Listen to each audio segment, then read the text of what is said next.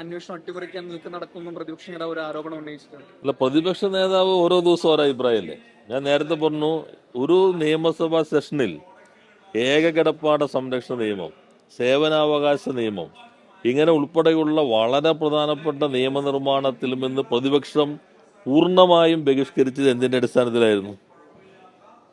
എന്തായിരുന്നു അടിസ്ഥാനം? SIT-യിൽ വിശ്വാസമില്ല, CBI അന്വേഷിക്കണം. ഇതായിരുന്നല്ലോ നിയമസഭാ സമ്മേളനം പൂർണ്ണമായി ബഹിഷ്കരിക്കാനുള്ള കാരണമായിട്ട് പറഞ്ഞത്. അപ്പോൾ ആ നിലപാടിൽ നിന്ന് പിന്നെ എങ്ങനെ മാറി?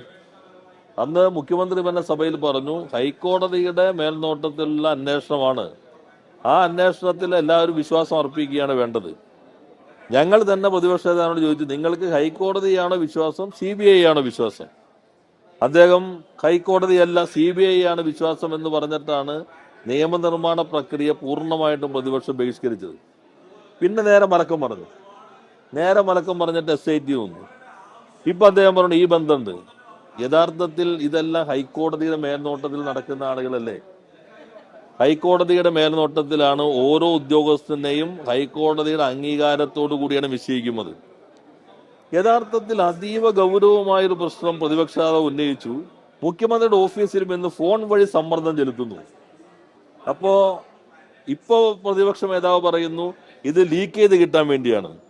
അപ്പൊ പ്രതിപക്ഷ നേതാവിനെ എവിടെ നിന്ന് ലീക്ക് ചെയ്ത് കിട്ടി? മുഖ്യമന്ത്രിയുടെ ഓഫീസിൽ നിന്ന് പ്രതിപക്ഷ നേതാവിനെ വിളിച്ചു പറഞ്ഞു നിങ്ങളൊന്ന് സമ്മർദ്ദം ചെലുത്തണം, അങ്ങനെയാണോ? അപ്പൊ അദ്ദേഹം ഓരോ ദിവസവും പറയുന്ന കാര്യങ്ങൾ യഥാർത്ഥത്തിൽ നിങ്ങൾ ആ അവതരണ രീതി കണ്ടിട്ട് അതിലങ്ങ് നിൽക്കുന്നു എന്നുള്ളത് കൊണ്ടാണ്. ഓരോ ദിവസവും പറയുന്നത് പിറ്റേ ദിവസം നമ്മൾ വൈരുദ്ധ്യം കാണണ്ടേ.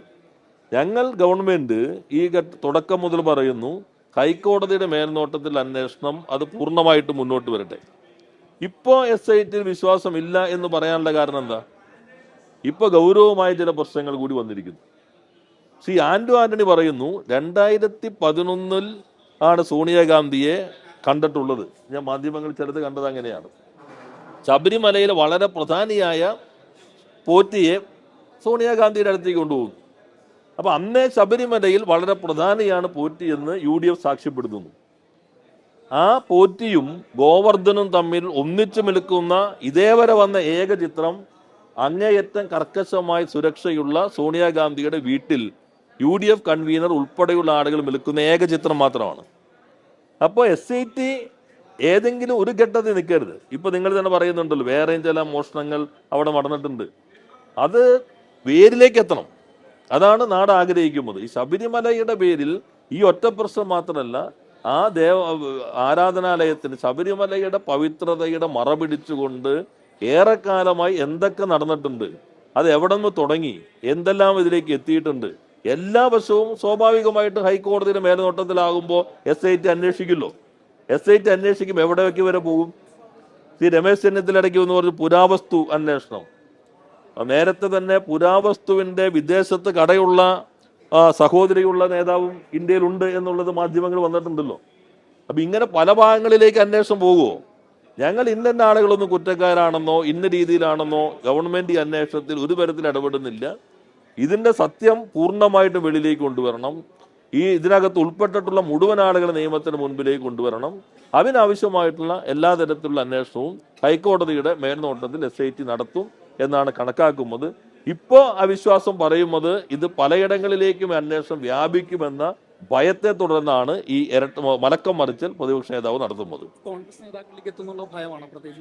അല്ല, ഞാൻ പറഞ്ഞ കാര്യം എന്ന് വെച്ചപ്പോ ആന്റണി പറഞ്ഞ് നിങ്ങൾ ശ്രദ്ധിച്ചിട്ടുണ്ടാവല്ലോ, 2011 ശബരിമലയിലെ പ്രധാനിയായ പോറ്റിന്നാണ്.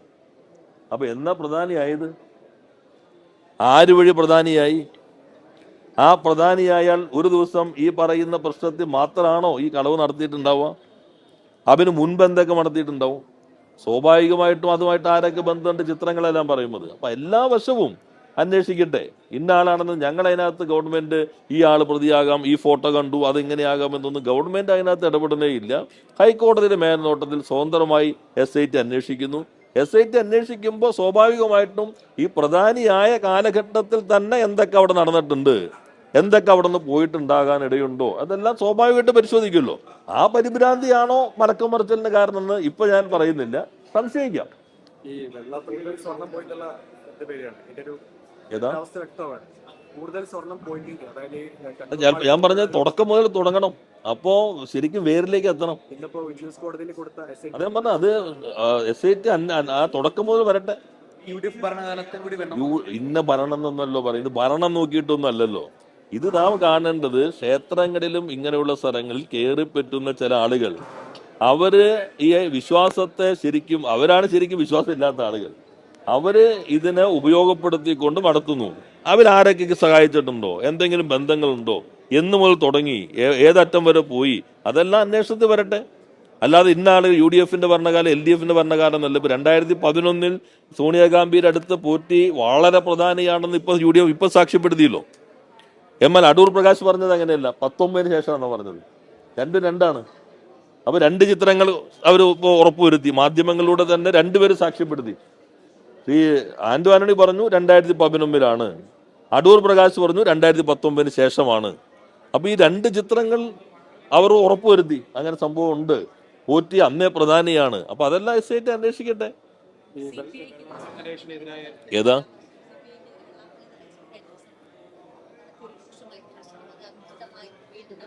അല്ല, അതെല്ലാം അതായത് ആളുകൾ ചർച്ച ചെയ്യുന്നുണ്ടല്ലോ. നമ്മൾ ഓരോ ദിവസവും ഓരോ വിവാദങ്ങളിലേക്ക് എത്തണ്ട. ഇപ്പൊ കേരളത്തിൽ ഇപ്പൊ ഞങ്ങൾ സംഘടിപ്പിക്കുന്ന കാര്യം, നിങ്ങൾ അകത്തേക്ക് ആരെങ്കിലും വന്നോ? ഞാൻ ശ്രദ്ധിക്കുകയായിരുന്നു, ഈ നാട്ടിൽ ഏറ്റവും സാധാരണക്കാരായ ജനങ്ങൾ പരമ്പരാഗത മേഖലയിലെ ഈറ്റ മുള ഉപയോഗിച്ച് പനമ്പ് നെയ്യുന്ന ഉൽപ്പന്നങ്ങൾ ഉണ്ടാക്കുന്ന വളരെ സാധാരണക്കാരായ തൊഴിലാളികളുടെ ഒരു കൂട്ടായ്മ, ആ മേഖലയിൽ വരുന്ന മാറ്റങ്ങൾ അതെന്തൊക്കെയാണ്, ഇനി എന്തൊക്കെ വേണം എന്ന് ചർച്ച ചെയ്യാൻ കേരളത്തിൽ ആദ്യമായിട്ട് സംഘടിപ്പിക്കുകയാണ്. നിങ്ങളെല്ലാ മാധ്യമങ്ങളും പുറത്തല്ലാതെ അകത്തേക്ക് കയറിയതേ ഇല്ല. അപ്പോൾ മനുഷ്യരുടെ ജീവിതവുമായി ബന്ധമുള്ള ഏതെങ്കിലും ഒരു പ്രശ്നത്തിൽ എന്തെങ്കിലും കേരളത്തിലെ മാധ്യമങ്ങൾ ഉത്കണ്ഠപ്പെടുമോ? അതാണ് പുതുവത്സരത്തിൽ നിങ്ങൾ എല്ലാവരും സ്വയം ചോദിക്കേണ്ട ഒരു പ്രധാന. നിങ്ങൾ ആരകത്തേക്ക് കയറിയില്ലല്ലോ. ഞാൻ ശ്രദ്ധിക്കുകയായിരുന്നു, ഞാൻ ഉദ്ഘാടന പ്രസംഗവും എല്ലാം കഴിയുമ്പോൾ വരെ നിങ്ങൾ ഇതെല്ലാം വെറുതെങ്കിലും വന്നിട്ട് ഈ പാവപ്പെട്ട തൊഴിലാളികളെ ഒന്ന് കാണാം. ഇടുക്കിയിൽ നിന്നും വയനാട്ടിൽ നിന്നും കാസർഗോഡ് നിന്നൊക്കെ വന്ന തൊഴിലാളികളല്ലേ, ഇനി അവരിന്ന് കേൾക്കാം. ചിലപ്പോൾ ഗവൺമെന്റിനെതിരെ എന്തെങ്കിലും പറയാനുണ്ടോ, അതെങ്കിലും നോക്കാം എന്നല്ലല്ലോ നിങ്ങൾ നോക്കുന്നത്. അപ്പൊ അങ്ങനെയുള്ള നമ്മൾ അത്തരം രീതികളിൽ ഈ വിവാദങ്ങളിൽ മാത്രം അഭിരമിക്കാതെ ഇത്തരം പ്രശ്നങ്ങൾ നമ്മൾ കുറെ കൂടി ഗൗരവമായി ചർച്ച ചെയ്യേണ്ടതുണ്ടെന്നാണ് പുതുവത്സരത്തിൽ എനിക്ക് നിങ്ങളുമായി പങ്കുവയ്ക്കാനുള്ളത്. അതല്ല ഞാൻ പറഞ്ഞത്, ഇതൊക്കെ നിങ്ങൾ നോക്ക്, ഇതൊക്കെയല്ലേ പ്രധാന പ്രശ്നങ്ങൾ.